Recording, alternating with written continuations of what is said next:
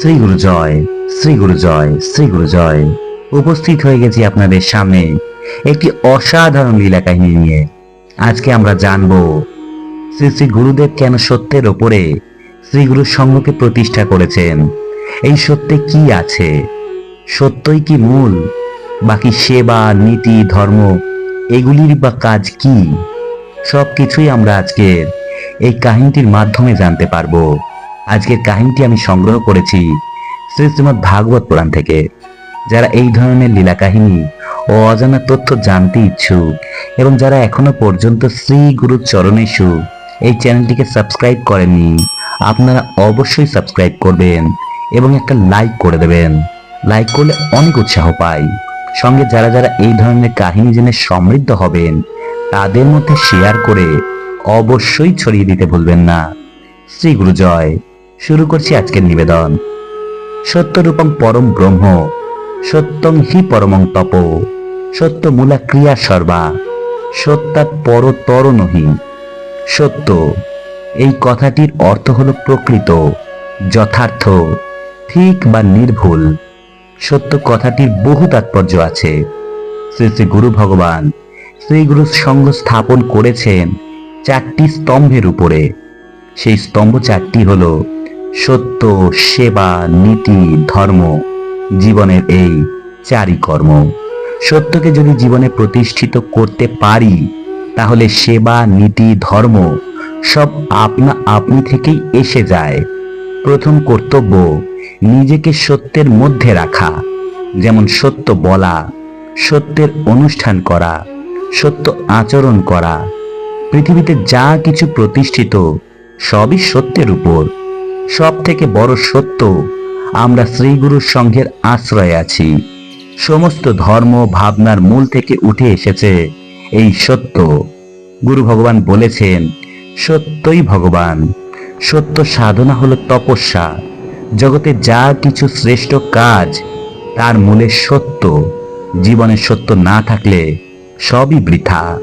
ধর্মের একটা অদ্বিতীয় রূপ আছে, সেই রূপটি হলো সত্য স্বরূপ। আমরা যা কিছু বলি তা যাচাই হয়তো সত্যের কাছে।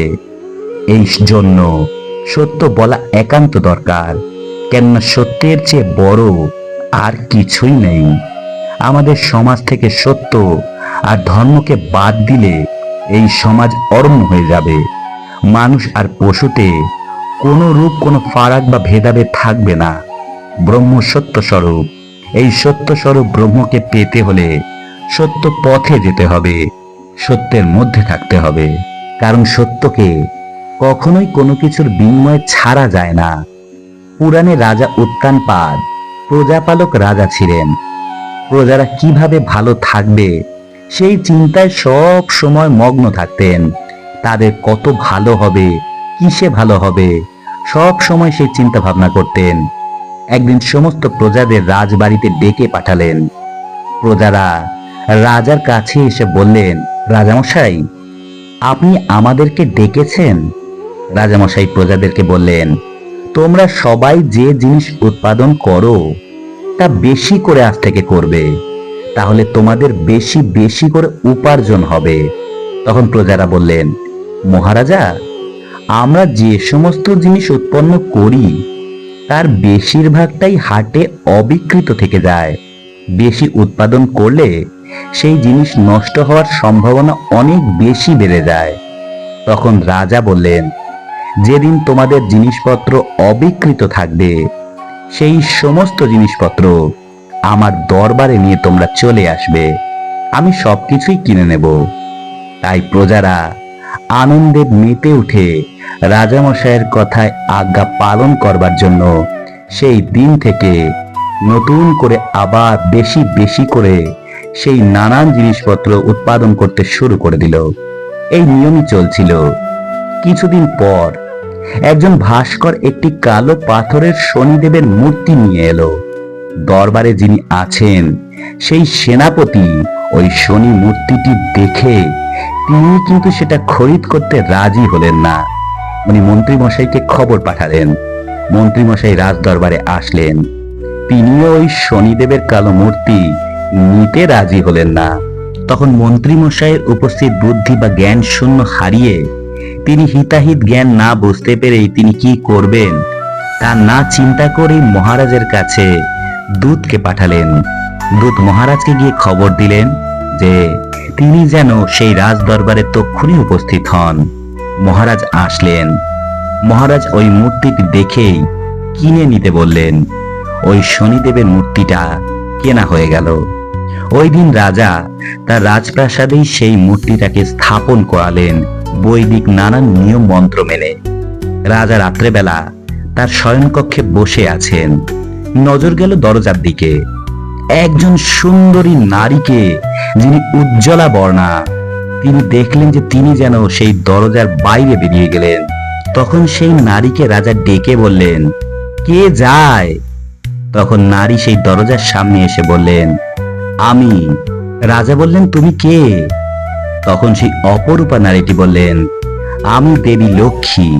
রাজা বললেন, তুমি কেন যাও? নারী বললেন, রাজা, তুমি রাজবাড়িতে শনিদেবের মূর্তি প্রতিষ্ঠা করেছ। শনিদেব ও লক্ষ্মী একসাথে থাকতে পারেন না, তাই আমি চলে যাচ্ছি। তখন রাজা বললেন, আচ্ছা ঠিক আছে, তাহলে যাও। কিছুক্ষণ পরে একজন সুপুরুষ আসলো।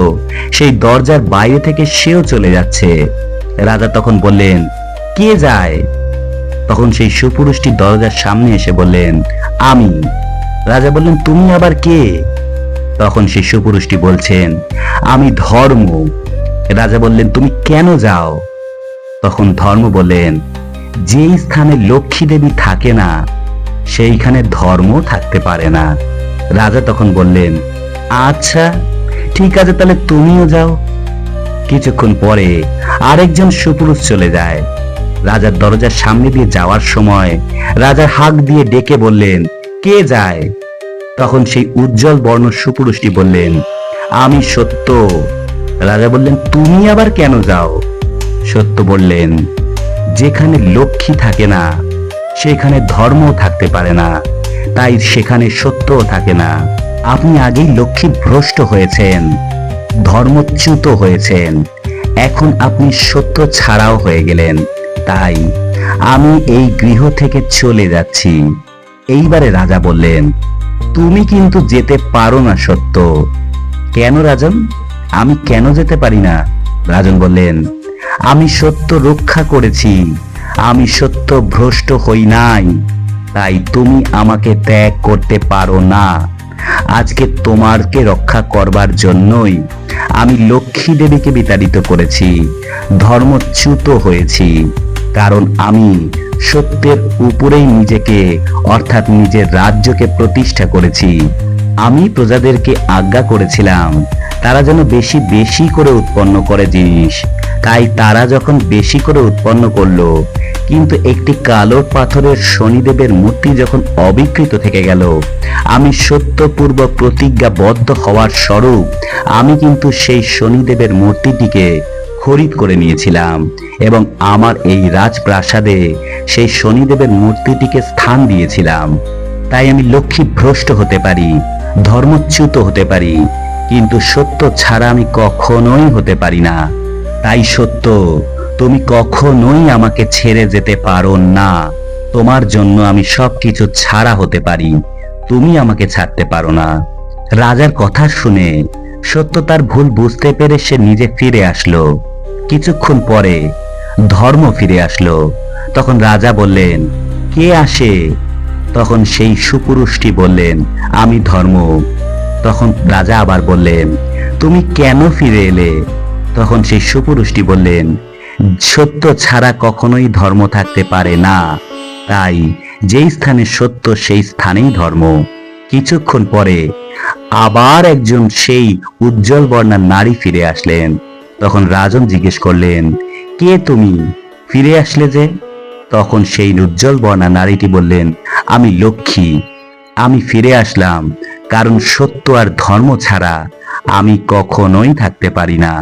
তাই রাজার কথা শুনে সত্যর পিছু পিছু লক্ষ্মী দেবী ও ধর্ম দুজনেই ফিরে আসলো। এই কাহিনী থেকে বোঝা যায় যে সত্যের জন্য সবকিছু ত্যাগ করা যায়, কিন্তু কোনো কিছুর জন্য সত্যকে ত্যাগ করা যায় না। তাই আমরা যদি সত্যকে শক্ত করে ধরে রাখতে পারি, তাহলে সেবা, নীতি, ধর্ম সব কিছুই পালন করা হয়ে যাবে। তাই শ্রী শ্রী গুরু ভগবান সত্যকেই প্রথম স্থান দিয়েছেন, কেননা সত্যের থেকে বড় আর কিছুই হতে পারে না। তাই তো শ্রী শ্রী ঠাকুর বললেন, নিজেকে নিজে না চিনা পর্যন্ত মানুষ প্রকৃত মানুষ হয় না। তাই সকলেরই মনুষ্যে জন্মগ্রহণ করিয়া নিজেকে নিজে চিনা একান্ত আবশ্যক। যে নিজেকে চিনিতে পারে সে ভগবানকে চিনিতে পারে, আর নিজেকে যে চিনিতে না পারে সে ভগবানকে চিনিতে পারে না। শিষ্য যদি উপযুক্ত হইতে পারে, তাহা হইলে তাহার ভিতর দিয়া শ্রী গুরুর মহিমা জগতে প্রকাশিত হয়। যেমন নাকি দুগ্ধ হইতে ক্ষীর, মাখন, ঘৃত ইত্যাদি তৈয়ারি হয়, ইহাদের ভিতর দিয়া জগতে দুগ্ধের মহিমা প্রকাশিত হয়। উহাও তারই স্বরূপ। শ্রী গুরুর প্রতি যে টান, তাহা বাঁচাইয়া রাখিতে হইলে সত্যের আশ্রয় নেওয়া একান্ত দরকার। সত্য ভিন্ন কোনো ধর্ম বাঁচিতে পারে না। শ্রী গুরু জয়, শ্রী গুরু জয়, শ্রী গুরু জয়। আজকে এইটুকুই। পরের দিন আবার উপস্থিত হয়ে যাব নতুন কোনো অজানা তথ্য বা অজানা লীলা কাহিনীর সঙ্গে। ততক্ষণ কিন্তু শ্রী গুরু চরণীষু এই চ্যানেলটিকে সাবস্ক্রাইব করতে ভুলবেন না, এবং যারা যারা এই ধরনের কাহিনী জেনে সমৃদ্ধ হবেন তাদের মধ্যে শেয়ার করে ছড়িয়ে দিতে ভুলবেন না। ততক্ষণ সকলে অনেক ভালো থাকবেন, সুস্থ থাকবেন। দেখা হচ্ছে পরের দিন। শ্রী গুরু জয়। নমস্কার সবাইকে।